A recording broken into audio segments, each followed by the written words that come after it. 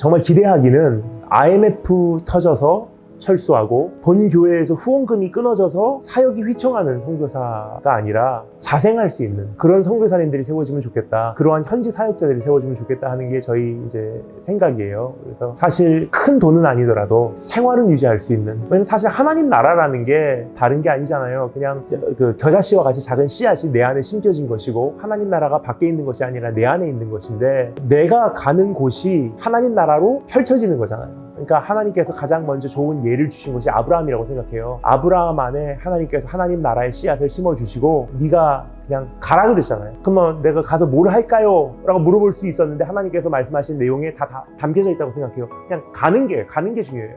그럼 가서 뭐 하냐?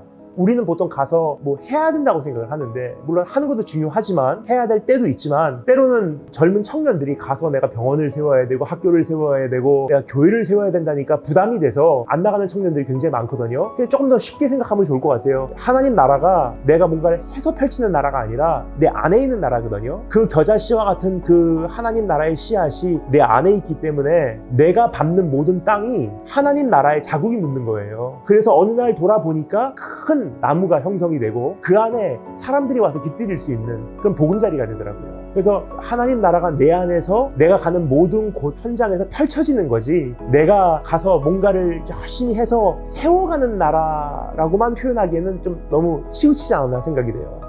그런 부분에서 제가 기대하는 선교사님들은 뭔가 일을 해야 된다, 프로젝트를 해야 된다, 뭐 건물을 세워야 된다가 아니라 예수 믿는 한 사람으로서 현장에서 그냥 살아가는 거예요. 그렇게 되면은 더 많은 선교사님들이 나갈 수 있지 않을까. 우리가 지금까지 알고 있는 선교사님들의 그 그림이, 물론 그런 분도 필요해요. 그분들이 꼭 필요한 사역이 있거든요. 근데 우리가 갖고 있는 선교사님들의 상이, 쉽게 말하면 지금까지는 한 사람의 선교사님을 배출하기까지 우리는 코끼리 한 마리를 낳으려고 하잖아 생각이 돼요. 몇 년에 한 마리 나을까 말까. 근데 가만히 보니까 지금 현장에서 정말 필요한 게 토끼들 같은 선교사님들이 아닌가 생각이 돼요. 한 번 낳을 때 뭐 몇 달에 한 번씩 나는데 한 번 낳을 때마다 수십 마리씩 낳잖아요.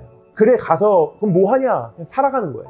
크리스찬으로서 무슬림권에서 살아가는 거, 크리스찬으로서 공산권에서 살아가는 거. 그럼 살아가면서 어떻게 되냐? 프로젝트 하냐? 그런 나라에선 프로젝트 하다가 부작용도 많을 수 있지만 살아가는 것은 괜찮거든요, 사실. 크리스찬으로서 좋은 친구가 되어주고 좋은 이웃이 되어주고, 복음이라는 것이 꼭 전해서만, 물론 전해야 되지만 그 단계적으로 그 전에 이미 나하고 접촉한 사람들이 복음의 냄새를 맡게 돼 있거든요. 그것을 예수의 향기라고 하잖아요. 그렇게 복음이 전파되어 가고 말로써 전달되어 갈 때 하나님 나라가 확장이 되는 건데, 이제 저희가 갖고 있는 그림은 그런 삶으로 살아갈 수 있는 분들, 거기서 무슨 학교를 세우기에는 커피숍이 그렇게 크게 도움이 되지 않을 수는 있어요. 근데 본인이 한 사람의 하나님 나라라고 하는 그 씨앗을 내 안에 갖고 현장에서 살아가기에는 충분한 서포트가 될 거라고 생각을 합니다.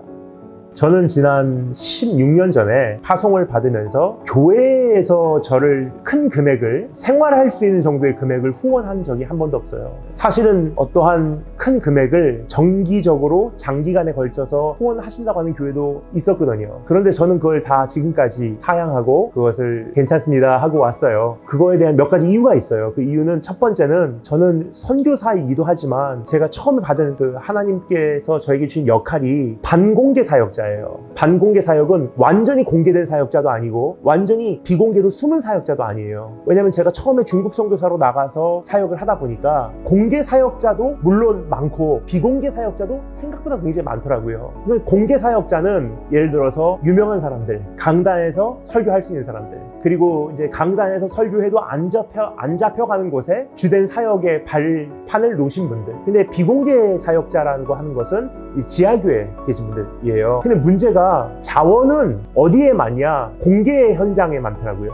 그 서포트 할 수 있는 물질도 그렇고 어떠한 저력도 그렇고 일꾼들도 이미 복음이 들어간 곳에 많잖아요. 근데 비공개 사역지라고 하는 곳은 굉장히 그 한정된 조건 안에서 한정된 자원을 가지고 일해야 되는 곳이에요. 근데 문제는 공개와 비공개를 자유자재로 왔다 갔다 하시는 유통자들이 많이 없더라고요. 그러니까 언제까지나 공개에서는 자원이 넘쳐나고 이 자원을, 공개에서 나온 자원을 공개를 위해서 사용하더라고요. 더 눈높이를 높여가는 것, 어떻게 하면 더 좋은 예배를 드릴까, 사운드 시스템 어떻게 하면 더 좋게 할 수 있을까, 어떻게 하면 조명 장치, 어떻게 하면 이 무대 장치를 더, 지난번에 그 마이크 말고 이번에 또 새로운 마이크를 교체 장치해서 더 좋은 음향으로 만들어가고 더 많이 교육하고 눈높이를 높여가는 사역이거든요. 이 눈높이를 높여가는 것도 중요한데 눈높이를 아무리 높여도 땅끝까지 복음이 들어가진 않거든요. 그러면 비공개 사역제에서는 뭐가 있냐? 비공개 사역제에서는 사실상 물질은 부족하고 일꾼도 한두 끗도 없이 부족하지만, 그리고 비공개라고 하는 것은 지하에 깊이 숨어있기 때문에 큰 그림이 잘 안 보여요. 예를 들어서 지금 내가 지하교회를 하고 있어도 내 옆집에서 다른 지하교회가 있다고 해도 진짜로 잘 숨어 있다면 서로가 서로를 몰라요. 그러니까 옆집에 있는 지하교회도 내가 파악이 안 되는데 어떻게 큰 그림을 볼 수가 있겠어요. 그러니까 선교에 대한 세계관이 굉장히 편협될 수밖에 없어요, 지하교회가. 그러면 이제 공개 사역지에 있는 자원과 일꾼과 어떻게 보면 조금 더 공개된 자리에서 조금 더 넓게 볼 수 있는 이 시선에 대한 정리를 가지고 비공개에 와서 그것을 유통해주는 사람이 필요해요. 물질 공유와 인력 배출과 동원과 그리고 어떠한 인포메이션, 정보에 대한 공유예요. 지하교회는 뭐가 있냐?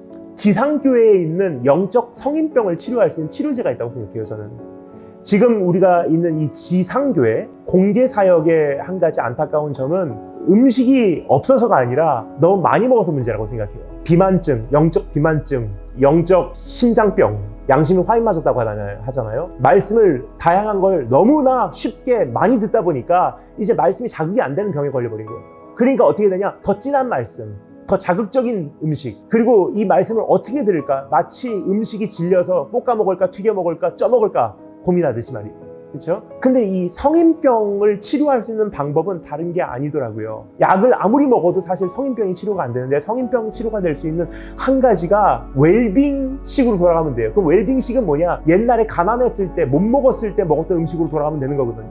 우리가 처음에 초창기 때 정말 우리 대한민국도 신앙생활 하기 힘들었잖아요. 그때 우리의 신앙이 얼마나 뜨거웠어요. 말씀 하나 가지고 우리가 밤을 새면서 울었던 때가 있었는데, 그 감격이 없어졌다는 것은 너무 풍요로워서 그렇거든요. 그러면 우리에게 필요한 건 뭐냐? 옛날에 먹었던 그 음식을 다시 되찾는 거예요. 쌀밥 먹던 사람이 성인병으로 고생하면 보리밥 먹으면 이게 어느 정도 혈당이 안정되듯이, 그래서 우리가 옛날에 신앙생활했던 건, 우리가 받았던 그 핍박에 대한 추억을 되살려주는 게 지하교회의 그 메시지가 있어요.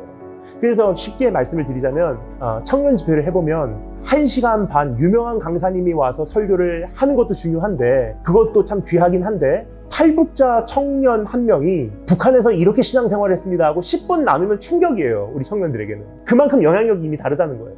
그러니까 우리 영혼이 진짜로 필요로 하는 것은 이번에 들었던 말씀을 이번에는 이렇게 볶아먹고 저렇게 지져먹고가 아니라, 굉장히 그 단순한 말씀이지만 우리 정서 안에 깊은 곳에, 잊혀진 곳에 있는 그 말씀을 자극시켜주는 게 우리 대한민국 교회가 사는 방법이라고 생각을 해요. 그런 부분에서 이 공개와 비공개를 마음껏 오고 다녀야지 공개에 있는 자원이 비공개로 유통이 되고, 비공개에 있는 자원이 공개로 유통이 되는데, 이게 반공개 사역자가 할 수 있는 사역이거든요.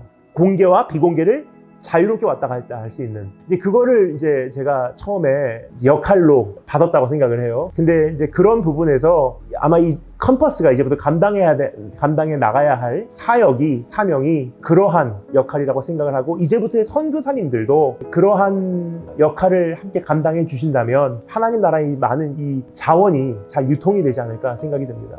이 반공개 사역이다 보니까 제가 후원이 저는 거의 받지를 않았어요. 그래서 비공개도 가지만 공개도 가서 말씀을 전하잖아요, 제가. 그래서 선교사이긴 하지만 현장에, 그러니까 교회에 가서 말씀을 전해야 되니까. 근데 후원을 받는 입장에서 교회에 가서는 꼭 해야 되는 말씀을 하기가 어려울 때가 있어요. 그렇기 때문에 지금까지 정기적인, 그리고 장기간에 걸친 큰 어떤 생활이 될 만한 후원은 안 받았어요, 제가. 왜냐면 가서 말씀을 전해야 되니까. 그리고 있는 그대로 꺼리낌 없이 전하기 위해서는 제가 강사님으로 그 교회에 가야지, 우리 교회 후원 선교사님으로 가면은 안 되거든요. 물론 그것도 갈 수 있지만 말씀의 영향력을 1%라도 높이기 위해서는 후원을 받을 수가 없더라고요. 그래서 그렇게 지내오다 보니까 어느 날 하나님께서는 큰 금액은 아니지만 돕는 작은 손길들을 통해서, 개인적인 손길을 통해서 필요한 것은 다 채워주셨더라고요. 이 말씀을 왜 드리냐? 컴퍼스도 똑같다고 생각해요, 저는.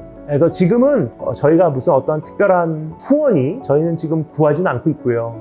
단지 하나님께서 때에 맞춰서 이 사역의 크기에, 성장에 맞춰서 그때 또 필요할 때 주시지 않을까 생각이 돼요. 사실 제가 해보니까 물질을 받는 것보다도 바로 쓰는 게 더 힘들더라고요. 그렇기 때문에 받기만 해서 이걸 제대로 쓰지 못하면 안 되니까 이 사역이 점점 커가면서 사역의 성장에 어울리는 후원을 하나님께서 또 붙여주시지 않을까 하는 것이 이제 저희 생각이고 저희가 기도하는 바입니다.